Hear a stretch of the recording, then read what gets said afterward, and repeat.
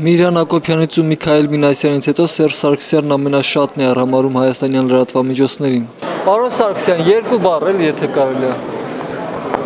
Սակայն այս մարդու արձագանքը միշտ չէ, որ ամենահաճելին է լրագրողի համար։ Մեր համաքաղաքացիները նույնպես իրենց հարցերն ունեն այս մարդուն, ով նույնիսկ լրագրողներին է ծաղրում։ Երբ հեռանալու այս պետությունից, երբ գնալու թոշակ։ Սրա վերջն ինչ է լինելու, պարոն Սարգսյան։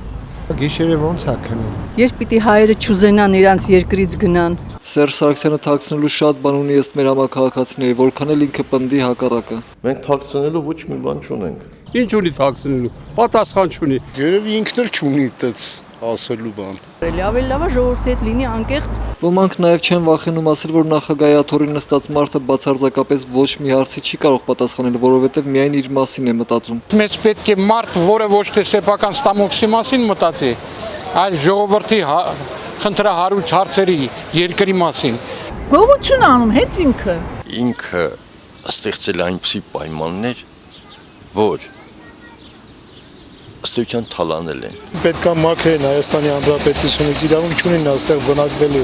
Իդեպ իր պաշտոնավարման առաջին ժամկետի վերջին Սերժ Սարգսյանն ամփոփելով իր իշխանության գլխավոր նվաճումը նկատել էր։